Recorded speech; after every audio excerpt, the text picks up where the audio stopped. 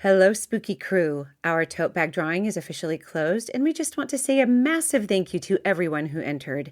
We are so grateful for the love and the support, and we have loved reading your reviews. Missed the tote? No worries. We're still sending out high-quality vinyl stickers while supplies last. Just email us proof of your rating and review along with your mailing address to thespookydarlings@gmail.com, and we'll get one headed your way. Quick promise, your address is only for mailing the sticker. No emails, no selling info, no funny business, just spooky gratitude. Thanks again for supporting the show. You are the reason we do this.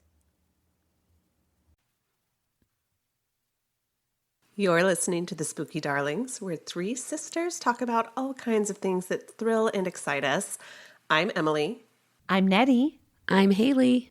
And today, Haley is going to regale us with a tale about something we actually don't know. What's your episode, Haley?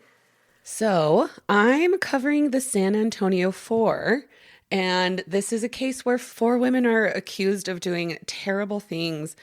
And this is like during the Satanic Panic, well, like the very end of the Satanic Panic, that spurred 12,000 unsubstantiated legal cases. Oh my gosh. Where that like mentioned satanic ritual abuse, and none of them could actually be proven. 12,000. I literally stayed far, far away. I know I made jokes about Googling it, but I didn't. I knew nothing. I assumed it was going to be like four missing women. No. So to kind of kick off like the context of this case, in the early 80s and into the mid 90s, there was a satanic panic. And it's where they thought satanic cults and satanic ritual abuse were running rampant, like in the underworld of the US. And so like you could kind of call it the boogeyman of the time. Right. And like the news was constantly talking about worlds filled with covens that liked to make sacrifices, animal and human alike. And that this cult has infiltrated daycare centers and preschools, and they want to abuse kids into mind control so that when they grow up, these kids at the like snap of fingers would remember that they're part of this satanic organization and go and then perpetuate this abuse. Oh. And that sounds pretty wild, right? I mean, yeah. Like to do that mind control type of a thing. And so this belief ran rampant in our police stations, in CPS, Child Protective Services, therapists, and in our legal systems. And the very organizations that are supposed to find justice were totally perpetuating injustice with unsubstantiated claims against normal people who had done nothing wrong. The McMartin preschool is a classic example of that. And yes. I think the most well-known, where at the end of the day, and by at the end of the day, I think that case went on for 8 years and ruined these people's lives. There was nothing was found to be true. And so just kind of a quick definition from Wikipedia that I'm going to read. So the Satanic Panic is a moral panic consisting of over 12,000 unsubstantiated cases of ritual satanic abuse, or SRA, sometimes known as ritual abuse, starting in North America in the 1980s, spreading throughout many parts of the world by the late 1990s, and still persists to this day. Mm-hmm. The panic originated in 1980 with the publication of Michelle Remembers, a book co-written by now disgraced Canadian psychiatrist Lawrence Pazderand. Sorry, I just said that out loud for the first time. Pazderand, okay. And his patient/future wife, Michelle Smith, which used the controversial and now discredited practice of recovered memory therapy to make claims about satanic ritual abuse involving Smith. This book has since been, and this is now me, the book has since been debunked. Investigations into the claims of the book could not corroborate any of the claims. And Michelle Smith obviously endured something horrible, but it's not what's in that book. Mm-hmm. And so a pattern when these satanic abuse allegations would come about is that the defendants often were gay or they were suspected of being gay. And a really devastating example of this is Bernard Baran. He was an employee at a daycare center in Massachusetts in 1984, a young man. He was 18, openly gay, and he was the first satanic abuse conviction. Oh. Parents at the daycare center became aware that Bernard was openly gay. They didn't like it. They voiced their discomfort, even saying, "We don't want a homo teaching our kids." And 80s were a rough time for young gay men. And rough.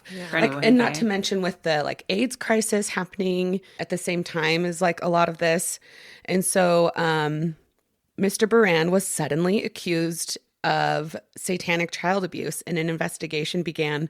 His arrest and trial was 105 days. So from the day he was arrested to the end of his trial, 105 days. With no substantial evidence. Nothing could be backed up with evidence. And he was convicted of 3 life sentences. And he was in jail from January of 1985 to June of 2009. He maintained his innocence the entire time. And because he maintained his innocence, he was never eligible for parole. What? And so a motion for a retrial. Weird. That's so weird how that parole works that way. Yeah. You have to admit guilt and show remorse. Well, I mean, I think that especially as we get older and we see these injustices over and over again, I think we see more and more that the justice system is not for the innocent and it is not for the victims. Right. Yeah. And I don't know if the term justice system is even correct. If it even applies. Yeah. Yeah. And so a motion for a retrial starting in 1999, it took 6 years. Then in 2009, the court set aside the convictions. And in 2010, the state denied any liability for Bernard's conviction. Wait a minute. When was he put in jail? In 82? 85. 85. 99 is when they were like, we'll think about it. But then it still took another 10 years. Yes, took another 10 years. The retrial took 6 years. A motion for a retrial took 6 years. And then the retrial started. And so he was able to get out of prison. Of course, there's more to this. I don't have all of those details. But in 2009, the court set aside the convictions. In 2010, the state denied any liability, and he passed away in 2014. And his records have yet to be expunged. So he did get out of prison for the last few years, but only for a few years. 5 years of his life. Jeez, that's so. Oh, that poor And he guy. went to jail when he was 18. Oh, that poor baby. So that's just one just egregious example of what this satanic panic did to the country. Right. And so now, so sad. I think we're in 1994. So now we're going to move to, 'cause that was in Massachusetts, and poor Bernard, he deserves justice. Even still, his record should be expunged. Yeah. There was no reason for him. There was no crime. He did not commit a crime. Right. So Anna Vasquez, she lived on the west side of San Antonio. And that's said to be kind of the rougher side. But Anna just loved her neck of the woods. She thought it was wonderful. She played basketball in high school. And Anna came out to her mom when she was 18. And she said her mom probably knew. She had never had a boyfriend, didn't express interest in boys. But her mom was supportive and just made a home of love, even though that this is the mid-90s, and that would be hard on parents. Yeah. Whether that's right or wrong, that was just the environment of that time. And after high school, Anna goes to college. It's expensive, so Anna she just takes a break, and she starts to work at Little Caesars to save up so she can return to school. And this is where Anna meets Cassie. And Cassie and a friend went to Little Caesars to get a pizza, and Cassie and Anna started seeing each other that night. They had their first kiss. And Cassie, she had 2 kids from a previous marriage. She had kids and got married very young. But she was getting out of that marriage with her 2 kids. And she felt that when she was with Anna, she could just be her true self. And so they fall in love and they move in together. And they raise Cassie's kids together. They're very devoted. And Anna's mom said that all she needed to do was love her daughter and to just create a place where there's only love because there's just too much prejudice in this world. Cassie's family was not as accepting. She was called names. Cassie couldn't go home and bring Anna and be herself. If she went home, she had to pretend that she wasn't gay, even hiding Anna in the car if Cassie had to like stop by for some reason. And Cassie just expressed how much family meant to her. And so this was really, really hard on her. And with this kind of environment, though, they also made their own family. They made friends with two women, Liz Ramirez and Kristie Mayhugh. Liz and Kristie did date at one point, but ultimately remained friends, but they did live together. And Liz, trying to be straight, she dated a guy and became pregnant. As soon as she found out she was pregnant, told her partner, he said no thanks and left. So Liz, Kristie, Anna, Cassie, they all are so excited to have this baby. And Anna even expressed, she's like, I mean, it was like our baby.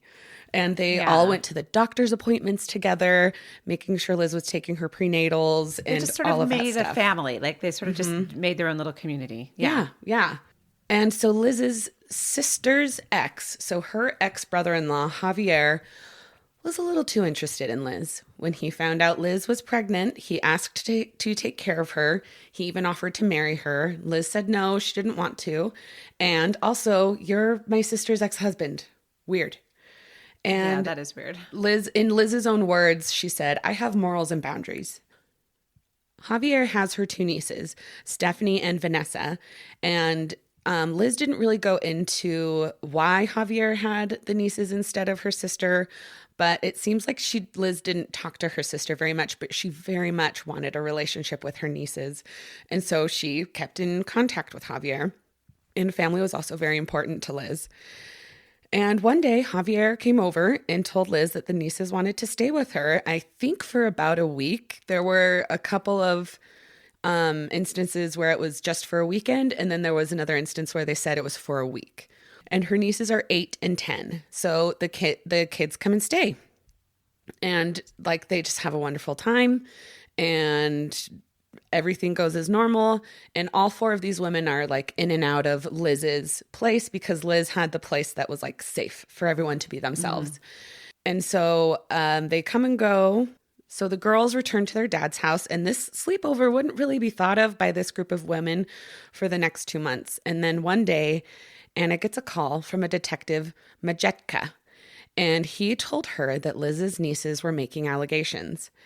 And none of these women talked to the police with an attorney.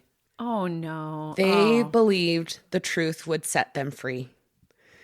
And so... Well, right. And they probably were like, what? No, like this is my niece. Like, these are my nieces, you know? Yeah. Or like, I helped my friend take care of her nieces. Like, what? Well, yeah. I mean, they were probably concerned at first. And I mean, like, I'm sure that like it eventually became clear that they were being investigated as suspects. But like their first concern was probably like, oh, are the kids okay? Yeah. Yes, I'll help you. Yep. Yeah. And maybe even Absolutely. wondering, did something happen? Like that we're not aware of? Like, Yeah. How can I? It was very much, how can I help? And I want to tell the truth. And so Liz is taken to the police station, also by Detective Majetka, and told about the allegations. She's baffled. She loves her nieces. Liz is pregnant.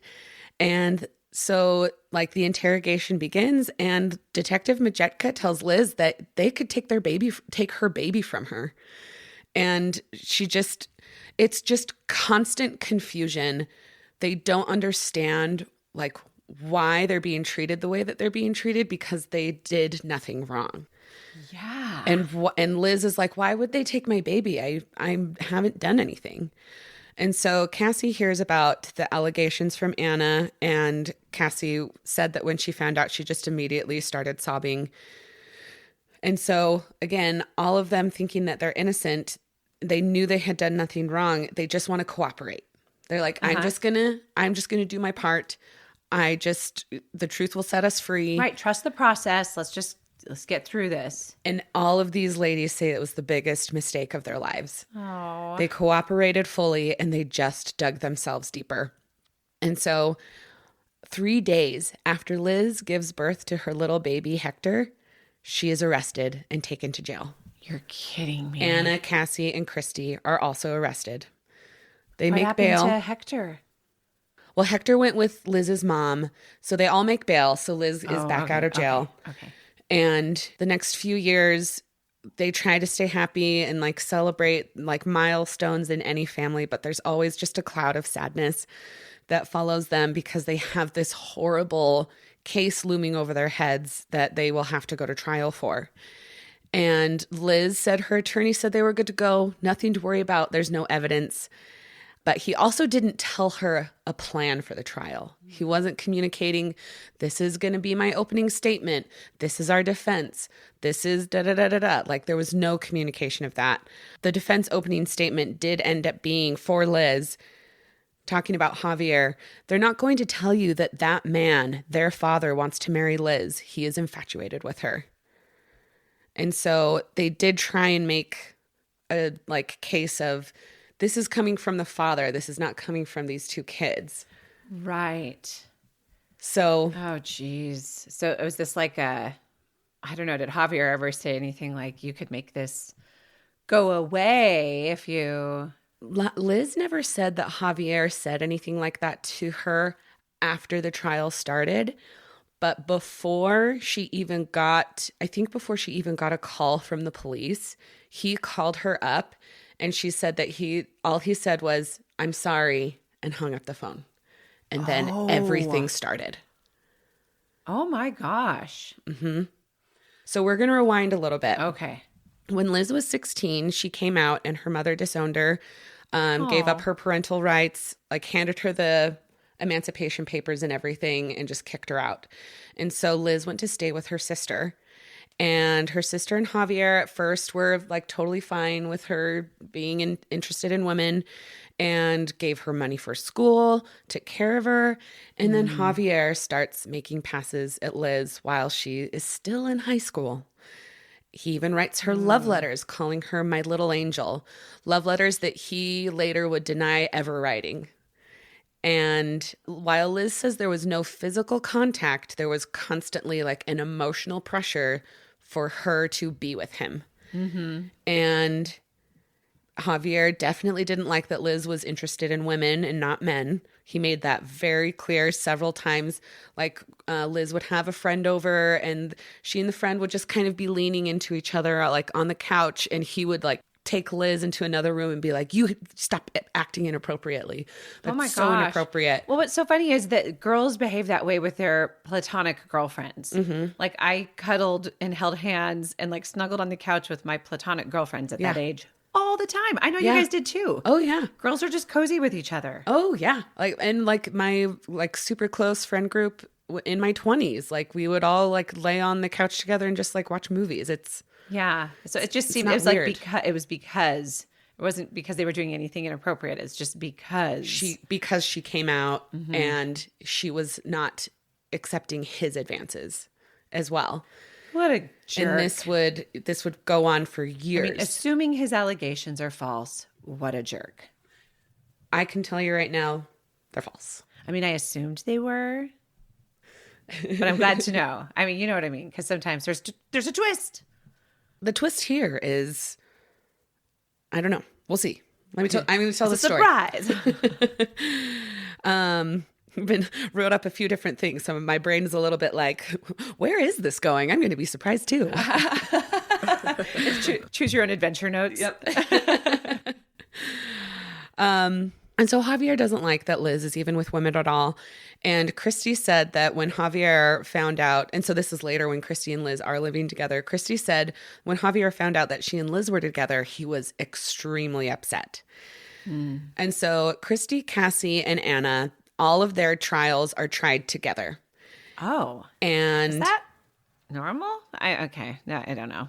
Just pretend I didn't ask that question. Carry on. Trial together. Not a lawyer, but listeners, if one of you is a lawyer, write in. Let us know. How normal is this? I know one or two. thespookydarlings@gmail.com. All right. So at this time in America, homophobia is high. And like, I remember the mid-90s, you know, just being like, you're gay. And then they'll be like, no, like just kind of like those slurs. Well, it was and the argument was so like every day, it's a choice. It's not a choice. Yes, it is. Like, it was just those things that now we know that, it's when a group of people are telling you something about themselves, I feel like we should believe them. So at the time, being homosexual was seen as a moral issue, especially in conservative Republican San Antonio. And these women did not like to even hold hands in public because they were afraid of being attacked. And so trying to put together an impartial jury was proving very difficult. The DA constantly brought up the woman's lifestyle, and jurors were uncomfortable. And the DA was not supposed to bring up the quote-unquote lifestyle of these women. Mm-hmm. So at trial, their sexuality was brought up quite often, even though, like I just said, not supposed to. And also at the time, it was thought that if you were homosexual, you were more likely to hurt kids. As we know now, the statistics on that are very wrong. And right. At trial, the girls testified that the four women, and this is, if we have sensitive listeners, skip ahead. This is going to be very brief. It's 30 seconds. This will be over. At trial, the girls testified that the four women held them down, inserted objects and powders into them. They were burned. The girls said that they screamed. They tried to run out the door, but the door was locked and the lock was too high. They said that there were guns and knives. And that's the end of it. So the girls' testimonies proved very inconsistent. When events occurred, what events occurred, who was doing what when. Never consistent. And so that being dismissed, the inconsistencies, like the prosecution just didn't care. And so the fact of these little girls testifying against these four women who are lesbians, and then this doctor, her testimony was kind of the figurative nail in their legal coffins or whatever. Dr. Nancy Kellogg. She said that there was a scar on the girl's hymen that was consistent with satanic sexual abuse. Oh. There was a certain standard of what a hymen should look like on a child, and anything different could be clocked as abuse. Even putting in her chart could be satanic related. How would she know it's satanic related? Well, Nettie, wouldn't you know it? In the 80s and 90s, suddenly, there was a surge of satanic ritual abuse experts. Oh. Wouldn't you know that just suddenly people knew all about this? That's so crazy. Well, I hope Dr. Great Kellogg... question. Thank you for asking that. Hope she's ashamed of herself, like in hindsight. I don't know if she's ashamed, but she does come up later. So another angle for the prosecution was that these women were gay. The language used about these women and how lesbians act was crazy in this trial. Questions like, quote, insertion of objects into the vagina is consistent with a gay sexual lesbian relationship sexual relationship, isn't it? End of quote. So, in relation to the kids... Was that a question they were asking the defendants? Or that just... Oh, they were asking these lesbians. They're like, don't you guys just put things in yourselves all the time? Oh my gosh. Wow. Also, in relation to the kids saying that they were, quote, sacrificed on the altar of lust, end of quote. New quote. Quote, this cult-type activity involving female perpetrators, end of quote. So, and in relation to Liz saying, quote, this woman offered up that sacrificial lamb to her friends, end of quote. Oh and so using homophobia to say, this is what gay people do. Look how terrible gay people are. This is what they do to kids. And these women are 19 and 20 years old. Jeez. So at the end of this joke of a trial, Liz is sentenced to 37.5 years. Anna, Kristie, and Cassie are all sentenced to 15 years. Wow. Yeah. That is, yeah. Oh my goodness. And Liz just had a little baby Hector. Mm-hmm. And Aww. Liz did get to spend, I think, his first 3 birthdays with him while this, like, because there's like the waiting period for the trial to happen. Then there's the trial. And then and then you have to turn yourself in for sentencing, but sentencing can sometimes take a while. Mm-hmm. So this was a years-long ordeal for these poor women. And Liz was sentenced, I think, fairly quickly. And so while Liz is in jail, Anna, Kristie, and Cassie are trying to find exculpatory evidence, returning to the apartment where this witchy, satanic lesbian abuse was supposed to have occurred, where these girls said they screamed and screamed and screamed. The complex had been torn down. No. So they did find former residents, though, and there was video of this former resident who they're asking, how thin were the walls? Could you hear everything? Where were the locks located? Because remember, one of the girls said the locks was too high. The locks were at waist level of an adult, so an 8 or 10-year-old could totally reach it. Just the walls were so thin, if little kids were screaming, everyone would hear it. And this investigation was such a joke. They didn't ask Liz's neighbors if they heard anything during the time that this supposed assault was supposed to happen. They just made an assumption because they were lesbians that it was just their bias was there. Mm-hmm. Absolutely. I think so. And I think there was so little in mainstream media about homosexuality that people just kind of made up in their minds what they thought it was. And it was almost like a weird, sick fantasy that people had about it, that they told themselves, and they're like, okay, this is what lesbians are. Mm-hmm. Yes. Yes, Emily. Exactly right. So they try and find this exculpatory evidence, which unfortunately the courts do not take into account. So they have to turn themselves in, and they all go to jail. Oh my gosh. So with the remaining women out, they're just trying to make the most with their families. Cassie recalls telling her young kids that they will have to stay with her mom, and the kids ask if they can stay with Anna. Oh my gosh. Isn't that I feel like that's just a testament to what a happy home they made together. Oh. And as a step parent, that also hits me. Right. Yeah. And Cassie had to explain that Anna was going to jail too. And so the day that these three women turned themselves in is July 12th, 2000. Anna's mom speaks up for them, saying how wrong this conviction is. And these women are surrounded by family on the day that they turn themselves in, and they're handcuffed and taken in, and cameras in their face. And you can just hear their family members calling to them to be strong. They're going to keep fighting for them on the outside because they know that they're innocent. Yeah. And they're not even allowed to correspond with each other. Prisoners cannot write letters to each other. Oh, I didn't know that. I didn't know that either. And I feel like that's needlessly cruel. Is that just a Texas law, or is that everywhere? Because didn't Diane Downs have a pen pal relationship with another serial killer? That's a good point. Yes, maybe. I don't know. That's a good question. But maybe Anna, it's co-conspirators. Maybe because they were tried for the same crime. Right. Because Anna did say she and Cassie could not write each other letters, and they were all separated. Yeah. Because maybe it's to try to prevent prisoners from colluding or trying to make up a. Yeah, but they're supposed to. Their letters are supposed to be read, aren't they? I just don't know. Maybe it's a random thing.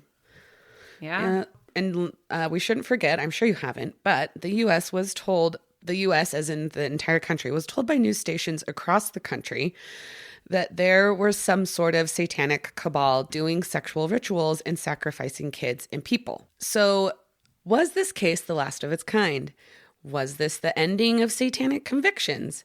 So Debbie Nathan, who works for the National Center for Reason and Justice, and she is associated with the Innocence Project, says that this case seemed to be the last gasp of the satanic panic. Not to mention that the sudden uptick in, and I said this earlier, experts on ritual abuse suddenly skyrocketed in the 80s and 90s. Yeah.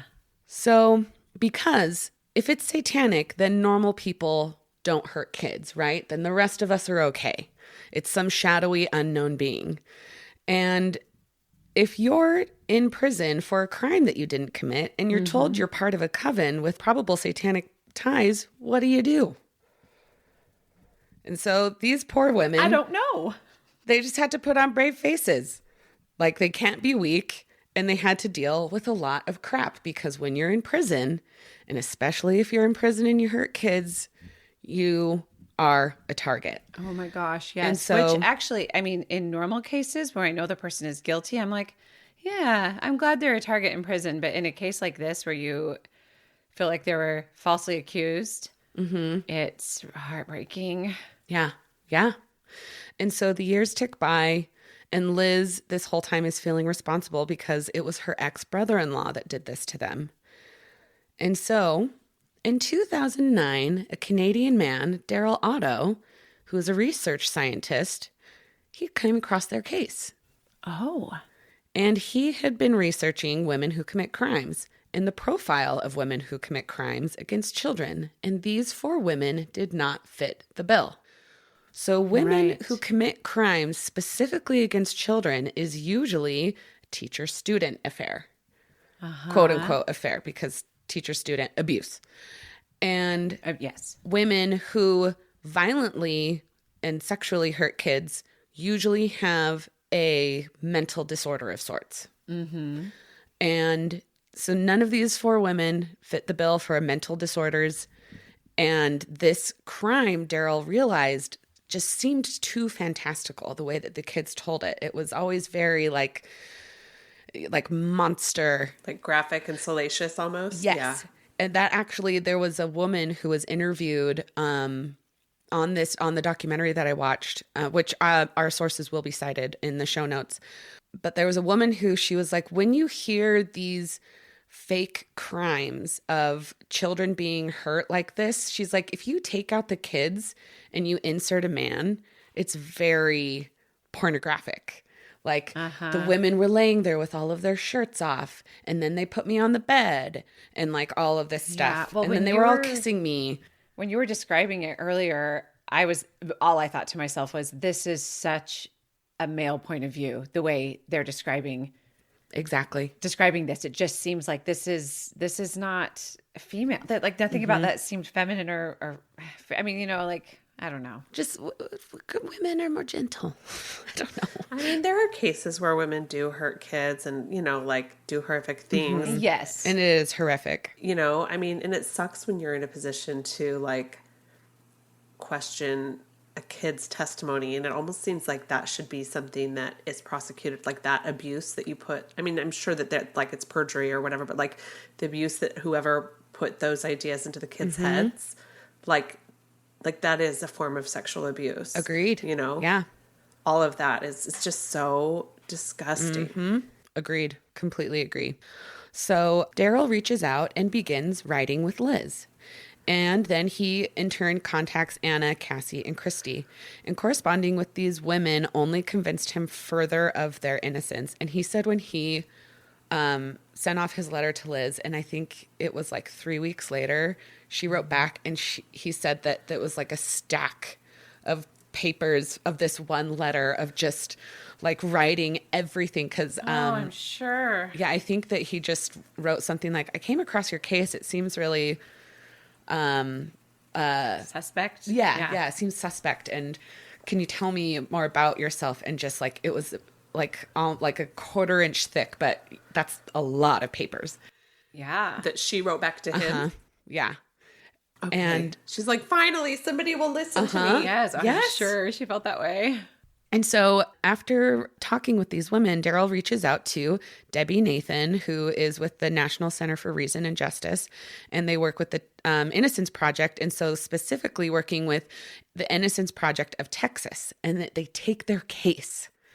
Wow. And so the case with these women proves to be one of the harder cases to prove because there was no crime.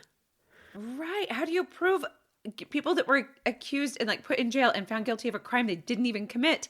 But like, it's not like there was a murder and then they went to jail for someone's murder that they didn't commit, because there is a crime, right? Right. There is no crime with this. And so like... Well, I mean, but they were accused of a crime. They were Yes. accused of the sexual abuse, Yep. but there was no evidence of the sexual abuse. So it's like when you go back in and try to disprove it.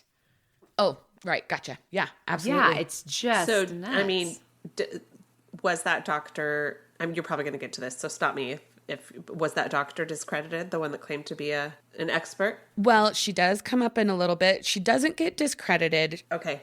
She does roll back what she said.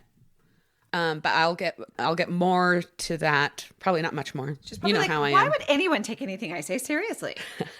I just said maybe. This is why I have refused to be an expert on anything, because it's too much responsibility. Yeah. Except we're trying to be experts on cryptids, so. Budding experts.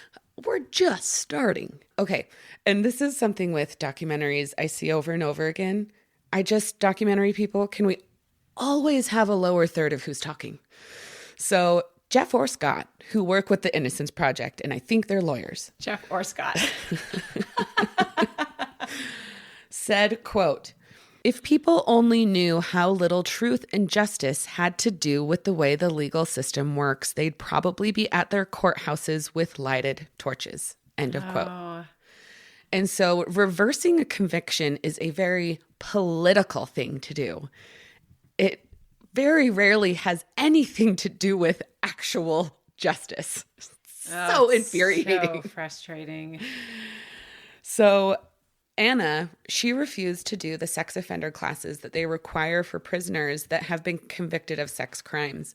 And because of that, she forfeited privileges.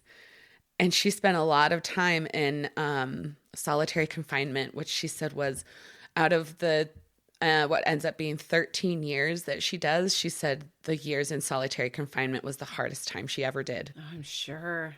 So in 2012, one of the nieces is willing to retract their statement. Oh, how old are these girls now? Like they'd be in their 20s? Like 20, yeah. Yeah. 8 and 10 in 1994 and 2012, and now it's 2012, so... Yeah, 2022. Mm-hmm. Oh, so they're, mid-20s. So Stephanie said that her grandmother, and this is what kicks it all off, her grandmother found her and her sister playing with Barbie dolls, doing sexual things with the dolls. And so she wants to come forward finally, and because she has felt terrible this entire time, she wants to come forward and retract her statement. Her father, Javier, threatens her that he will get her children taken away from her if she opens her mouth. And this is what she is saying to Jeff and Scott, who work with the Innocence Project, because those men are the ones taking her statement. Mm-hmm. And Stephanie tells the truth anyway. She says it in a court of law.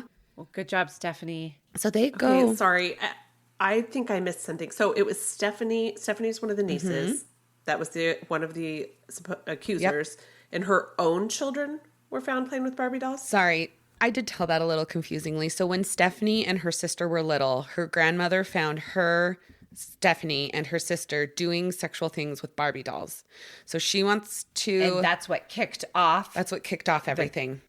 So the grandma reacted, or did the dad react? And said, where did you learn this? And I have more about the reaction here in just a second.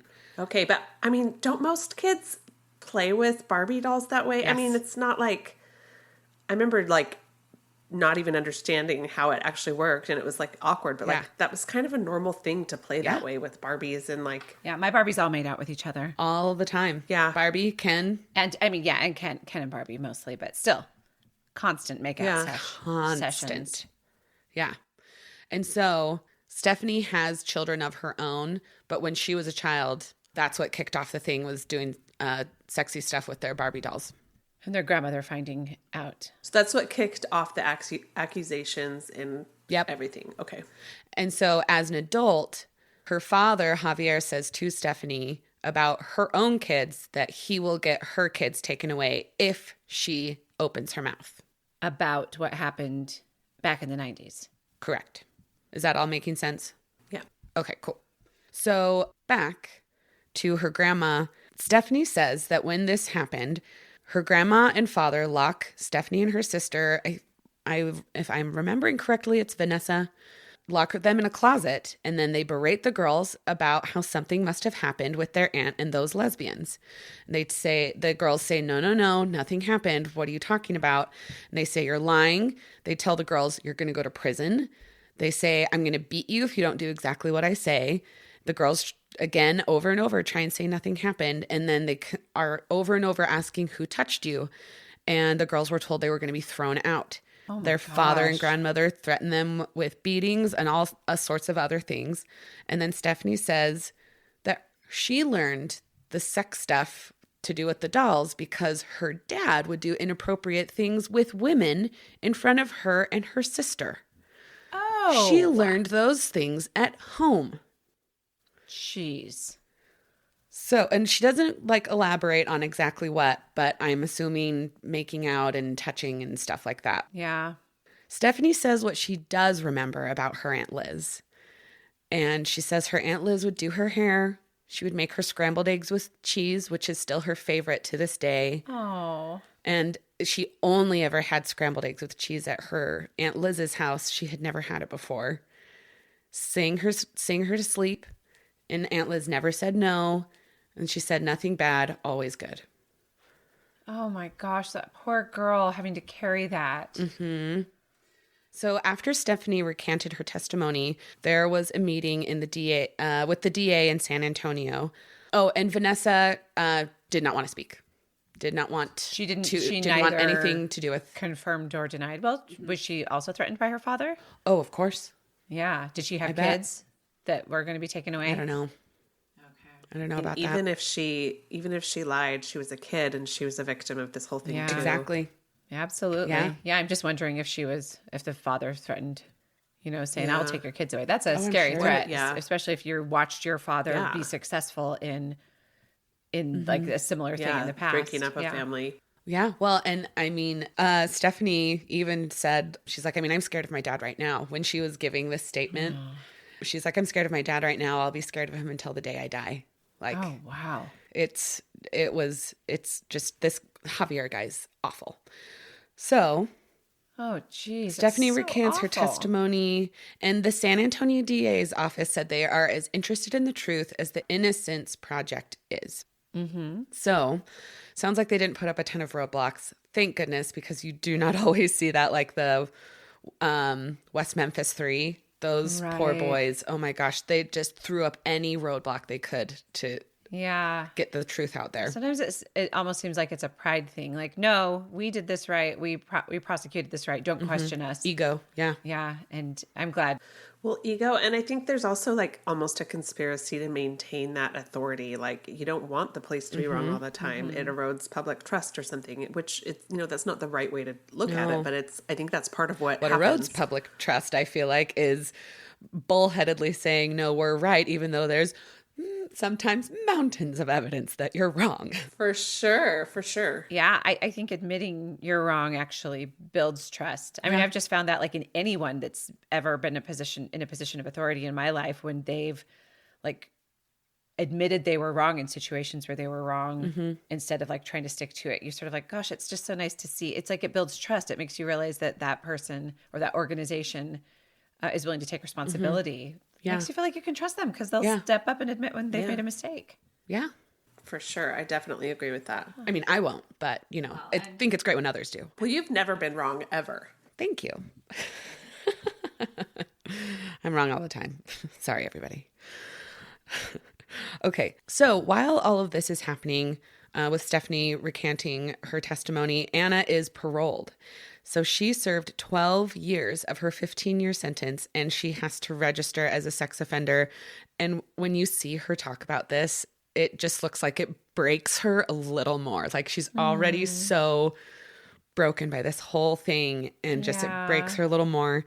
But she is welcomed with open arms by her family. Like you see her get in the car and she's just leaning on her mom's shoulder. Aww. And her mom just like pats her daughter just like the entire ride home. Like they both just needed that big long hug for so long.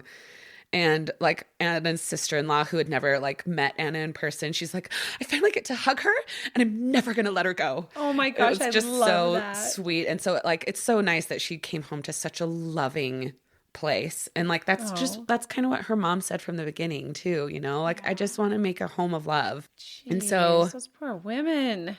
I know. So as expected, after Stephanie recanted her testimony, CPS was called on her. And she found herself fighting for her kids, opposing her father, Javier in court. She does keep custody, thank goodness, because like I don't think Javier actually had anything. It's just a power move. He's just a bully. Yeah. And so Javier is questioned by the documentary crew, and he just has a lot of word salad. You know those people who like are just kind of bullies and they like to talk, and you ask them maybe kind of a tough question that they don't really answer. And like, so he's just like, well, she's going to have to deal with what is going to come to be. And when it hurts her and her kids, it's just what's going to come to be. Like, so just saying things to kind of confuse the situation, but not actually make any sense or help. And talking just about like Stephanie's impulsive. And I just think Javier is a big baby when he doesn't get his way. I want to see a picture of him. Will you Google southwest of Salem, San Antonio 4? I will. Well, I'm relieved that no kids were actually hurt in this story. I always struggle with the stories that have like child abuse. Oh, yeah. Yeah, I thought this one was a good one because nobody actually got hurt. And I get to talk about the satanic panic a little bit. Yeah. Oh, and what I found out in this was that Javier just has a history of manipulating situations. So I guess he kind of did a same thing with Liz's sister, but maybe Liz's sister just didn't like fight for custody of the kids, and manipulating a situation where he got to keep custody of Stephanie and Vanessa, if that makes any sense. So why did he, I don't know, never mind. I was going to say, why did he want them? But I mean, I guess they were his children, but still, I'm annoyed.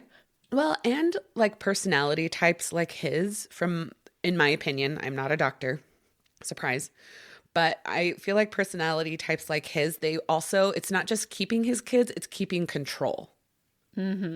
So Javier and his mother later say that neither of them questioned the girls about anything that happened with, quote, those lesbians.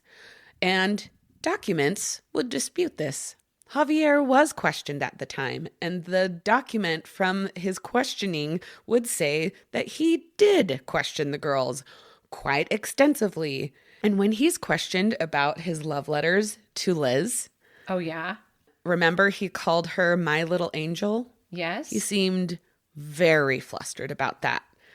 He says he never wrote anything, but like just when you see him in the documentary, just like there were no letters, there were never any letters, like something, the letters. And just like he did it. He wrote those letters. He's a creep.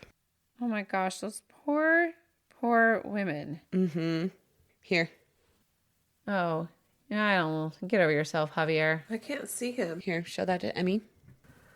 Oh, what a toad. It kind of has like a rat face, like a ferret face. Yes, it does. It does. So, with Anna out, she and the families of the families that will participate of the 4 women fighting for their innocence, fighting for their exoneration. And Stephanie recanted her testimony, which is incredibly helpful. And Anna just goes on news station after news station, fighting for her and her friends, just trying to put like the word out there of like, we have been wrongfully convicted of this heinous accusation. Right. And so criminal science is also called into question. Yeah, as it should be when you suddenly allow people to be experts. So things that we thought we knew 20 years ago has been proven to be junk science, which calls a lot of legal system, like forensics, into question. And as pointed out by our legal experts, Jeff and Scott, that I spoke of earlier. Jeff and or Scott. Well, it is Jeff and Scott, but Jeff or Scott said that quote earlier. Yes. In this case, Jeff and Scott. And so they point out that often it is the opinion of the individual evaluating whatever the, quote, evidence, unquote, is. And so Texas is the first state to allow you to challenge your verdict based on forensic science alone because science is changing. So good job, Texas. Very forward of you, Texas. Oh, thanks, Texas. So remember Dr. Kellogg? Yes. Yes, I do remember Dr. Kellogg. Oh, I just found a better picture of Javier. That's all. He reminds me of that bully rat from An American Tail. Do you remember the big fat rat from American Tail? Yes, the big fat rat. He reminds me of the character from Harry Potter that looks like this. Oh, Wormtail. Yes, Wormtail. Oh, yes, he does look like the bully rat. And he looks like Wormtail. Yes. Javier, I hope you're listening. You remind us of Wormtail, and you're gross. And you remind us of like Mo from An American honestly, Tail. Javier, Yes. I wouldn't be surprised if Javier was, never mind. I'm not going to make accusations about something I don't know. He seems like a creep. That's all I'm saying. His daughters are afraid of him. That's all I'm saying. Well, that was, okay, so I think you were probably going where I was about to go, which is, I mean, if the doctor did see something abnormal on the daughter's hymen, was he abusing his own daughters? Well, let's talk about it. So, in October of 2013, Dr. Kellogg said that her testimony in the original trial was inaccurate. They figured out that young girls' hymens don't just have one example of what they should look like, and then across the board, everybody should look like that. Sometimes when you're like active or whatever, like your hymen can, your hymen can fully, what's Rupture the word? or like can just Rupture, break. yeah. And Yeah. so like even just playing sports and stuff. And so yeah, I've heard that riding bikes, Riding or just, horses, yeah, riding horses, yeah. riding bikes. And so the so-called scar on one or both of the girls' hymen could have just been from regular life. Yeah, eventually your hymen it goes away. Yeah. Am I wrong? I don't know. I don't know too much about hymens. But Me neither. what I do know is that there's just not one way for them to look. And so this so-called sign of satanic ritual abuse is found in young girls who are not abused. Like it was just a normal hymen. Well, how nice of her to make the correction. Yes. Yes. Too bad she couldn't have been thoughtful enough to make that correction on her own when she realized it before the other people. Unfortunately, this information was available to her at the time. She just ignored it.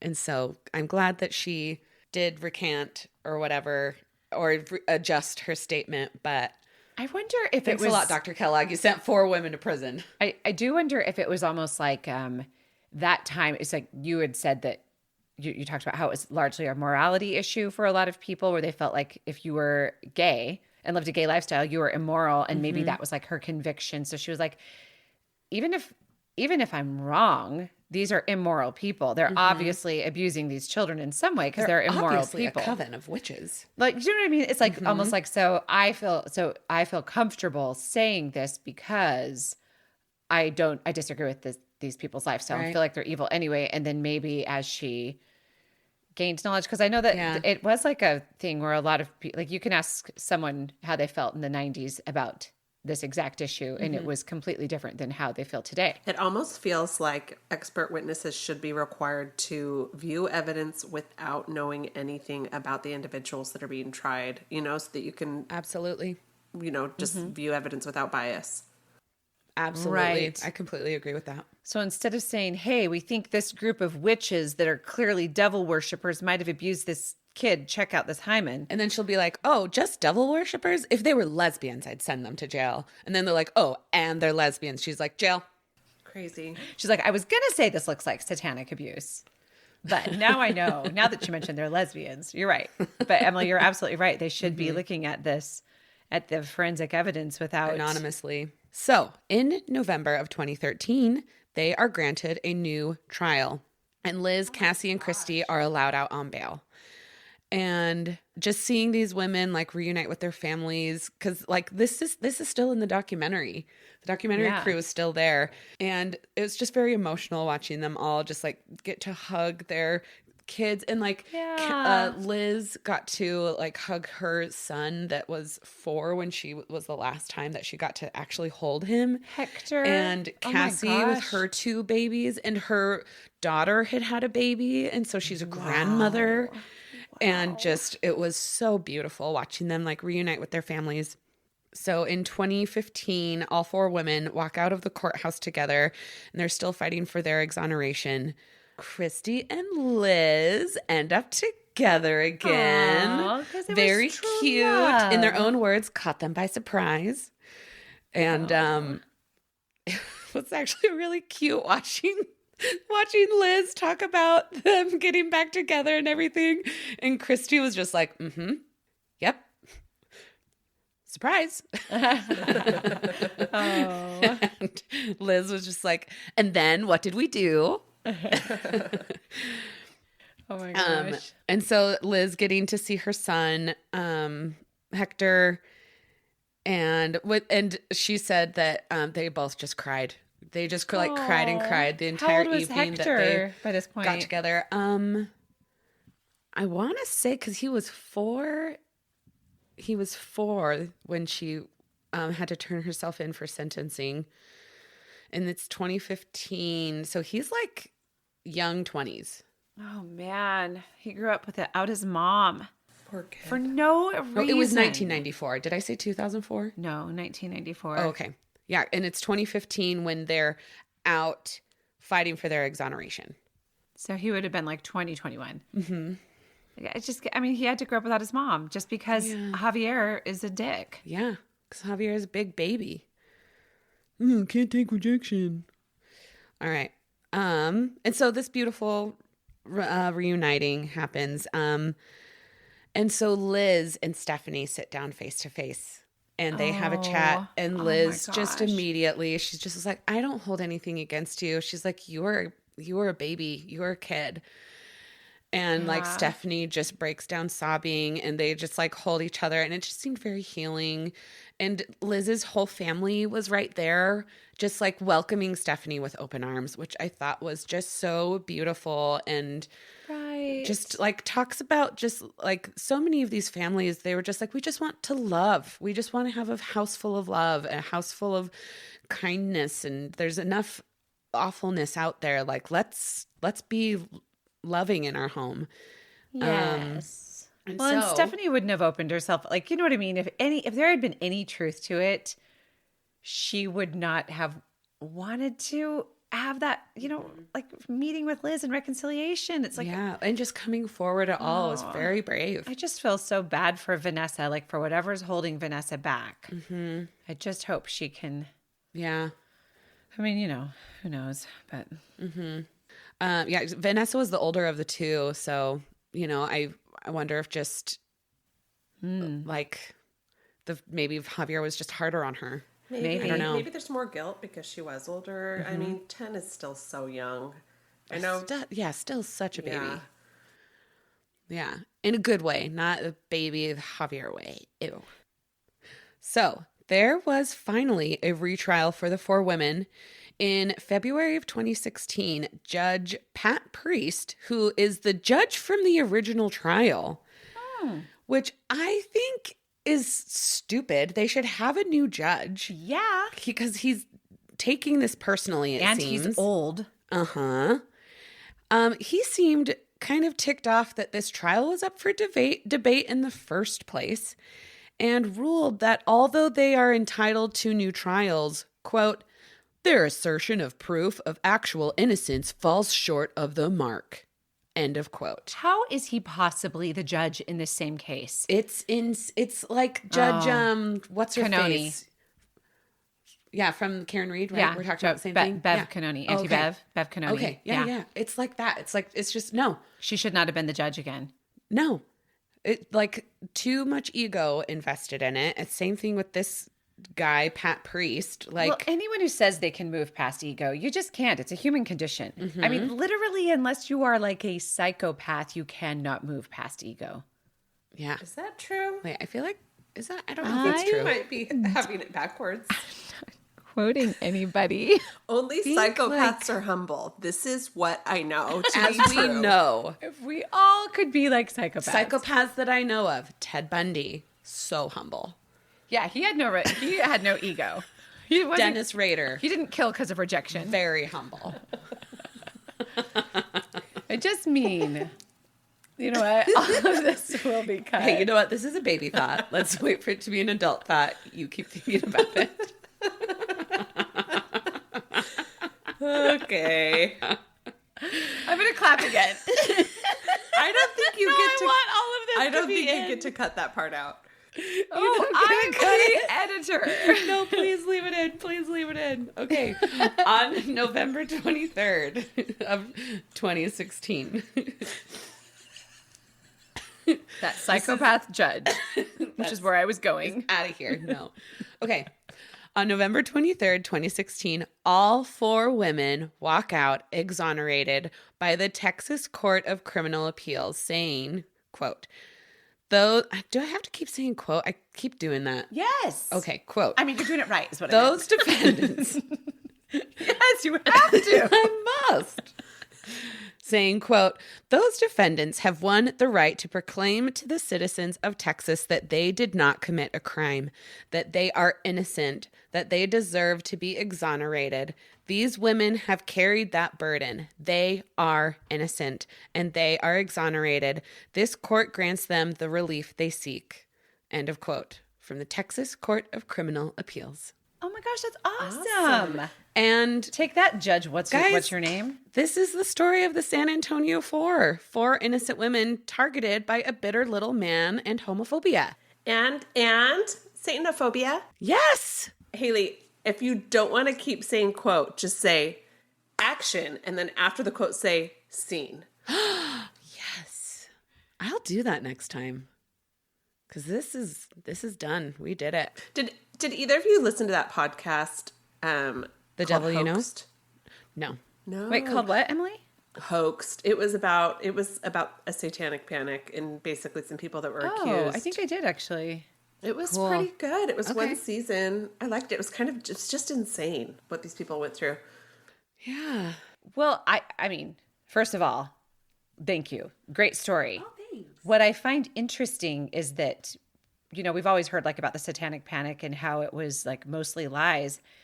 But then we have all of this new information coming out. I was hoping. About like, with the Epstein files where there are tons and tons of people who I think have been dismissed with their stories, possibly in part because people don't want a repeat of the satanic panic from the 80s. So people's stories have been dismissed because we've been kind of like told like, hey, things like this don't happen. People that are Like accused. that was a hysteria. Yeah. Nobody's really doing ritual abuse. And I'm in no way saying, like, I think these San Antonio women clearly were falsely accused, and I'm so glad they're out. But just like in general, was all the satanic panic lies? Were there cases that were real? May I jump in real quick? Yeah. Did I cut you off? I mean, I was just about to finish my question. Yeah, just like Okay, were there? finish your question, I yeah. mean, just were there cases that were real during the 80s, during the satanic panic, that were related to the things that we now are hearing that are going on? Yes. And the answer is yes. And here's kind of something that I think about that is that the satanic panic was a great little package to put it in, right? Of it's satanic. So if you're not satanic, you're a good person, right? But it's not satanic, and people in charge of systems and stuff are doing horrible things. And so just being able to wrap it up in that little bow of like, it's Satanism. It's not. It's people in charge of, I don't want to like get in trouble by saying anything, but it's people who are in charge of kind of our systems and stuff are doing these horrible things. And it's not in the name of Satanism. Maybe they think that's fun. I don't know. But it's just because there are horrible people out there who do horrible things. Yeah. Yeah. That's just where my thought went with this, was like, I think that a lot of people have been falsely accused, but then I almost wonder if it was like satanic panic was almost drummed up to sort of serve as a shield for people that Almost are like actually a scapegoat, committing. right? Yeah. Like Well, the Franklin cover-up was happening a deflection. kind of all during this time. I still don't know what that is. Terrible child abuse happening in the with the upper happening with the quote unquote elite class and the upper echelons of our government.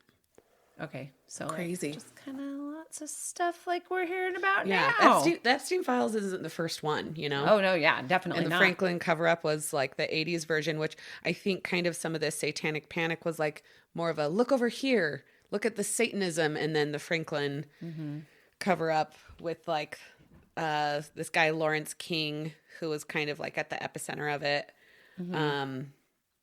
who never got in trouble. He got in trouble for financial crimes, but never got in trouble for the abuse he did. But anyways, I just have to hope that there's some kind of justice after this life. I have to hope that.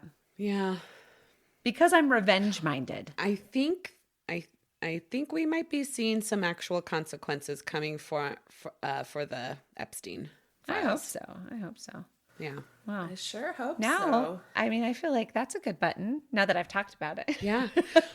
Anybody have something happy to go out on?